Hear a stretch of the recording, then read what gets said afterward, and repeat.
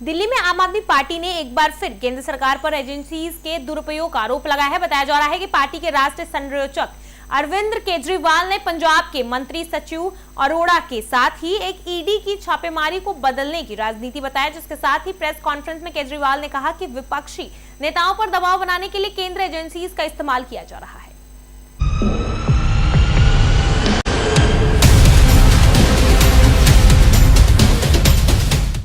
आप सब लोगों को नमस्कार। आज सुबह से पंजाब सरकार में आम आदमी पार्टी के मंत्री संजीव अरोड़ा जी के घर पे ईडी की रेड चल रही है। ईडी का काम है कि देश के अंदर अगर कहीं मनी लॉन्ड्रिंग हो रही है तो उसको रोकना, उसकी जांच करना। अगर इस मकसद से ईडी अपनी कार्रवाई करे तो हमें कोई परेशानी नहीं है,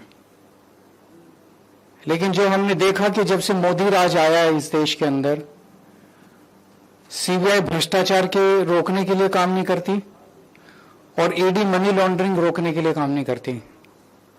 वो सिर्फ और सिर्फ दूसरी पार्टियों को तोड़ने, उनके नेताओं को डराने, धमकाने और उन्हें बीजेपी में शामिल कराने का काम करती हैं। आज सुबह से जो संजीव अरोड़ा जी के घर पे कार्रवाई चल रही है वो भी उसी दिशा में एक कार्रवाई है। संजीव अरोड़ा के घर पे ईडी कोई मनी लॉन्ड्रिंग की जांच करने नहीं आई। पिछले एक महीने के अंदर ये दूसरी ईडी की रेड है संजीव अरोड़ा जी के यहां। एक बार 17 अप्रैल को आई थी ईडी।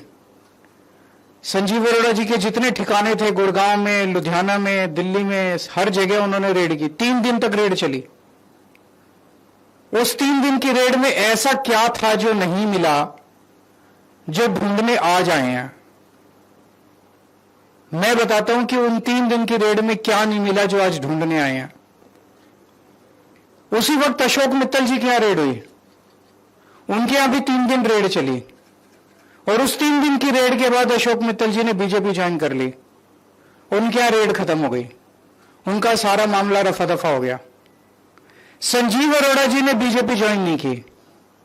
उस दिन उन पर काफी दबाव डाला गया, बीजेपी ज्वाइन कर लो, बीजेपी ज्वाइन कर लो। अगर वो उस दिन बीजेपी ज्वाइन कर लेते तो शायद आज ईडी की रेड नहीं होती।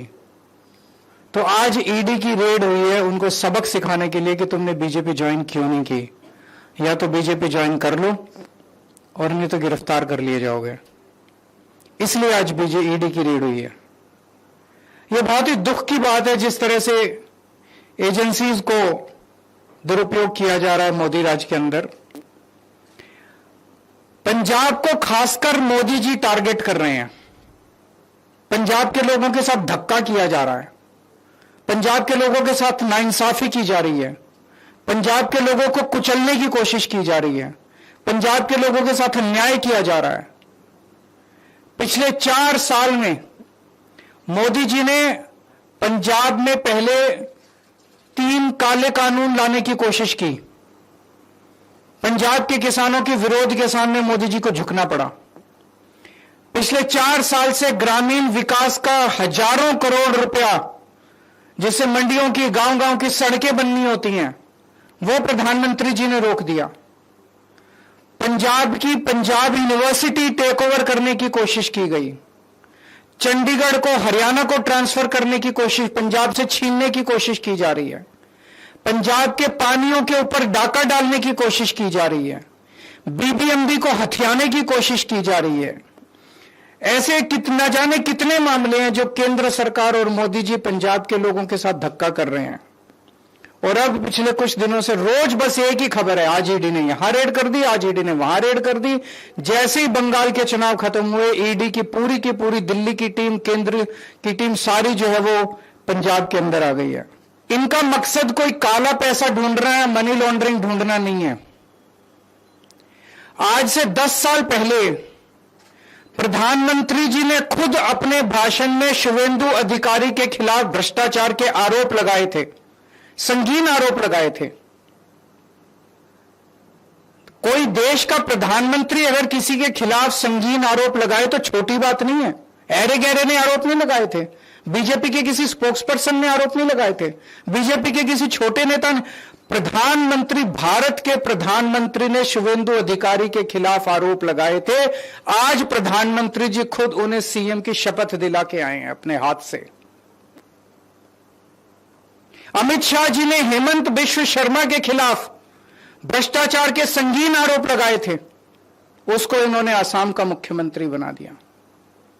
अजीत पवार के खिलाफ प्रधानमंत्री जी ने खुद भ्रष्टाचार के आरोप लगाए थे, उसके 6 दिन के अंदर उसको महाराष्ट्र का उप मुख्यमंत्री बना दिया।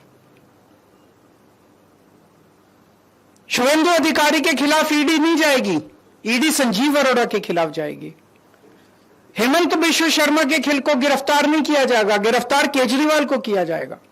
अजीत पवार को गिरफ्तार नहीं किया जाएगा, गिरफ्तार मनीष सिसोदिया। क्यों? उन्होंने सबने बीजेपी ज्वाइन कर ली। तो इनका मकसद देश से भ्रष्टाचार दूर करना नहीं है, इनका मकसद मनी लॉन्ड्रिंग रोकना नहीं है, इनका मकसद केवल और केवल दूसरी पार्टियों के नेताओं को तोड़ के बीजेपी में शामिल करवाना है। आज पंजाब के अंदर इनके पास चुनाव लड़ने के लिए, खड़े करने के लिए नेता नहीं है, इसलिए दूसरी पार्टियों को तोड़ तोड़ के अपनी पार्टी में शामिल कराने की कोशिश कर रहे हैं। मैं मोदी जी को याद दिलाना चाहता हूं पूरी विनम्रता के साथ, पंजाब गुरुओं की धरती है।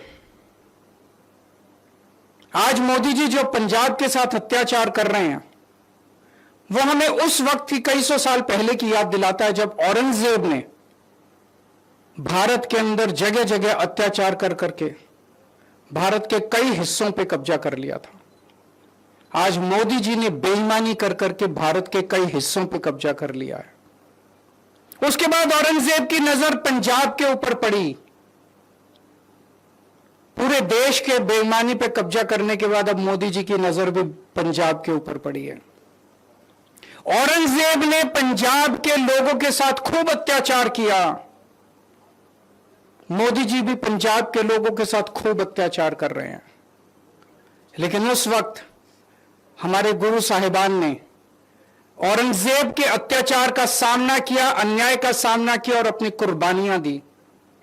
उनकी कुर्बानियों से प्रेरित होकर आज पंजाब के लोग खड़े होकर मोदी जी के अत्याचार और अन्याय का सामना करेंगे और पूरे देश को मोदी राज के अन्याय और अत्याचार से मुक्ति दिलाएंगे।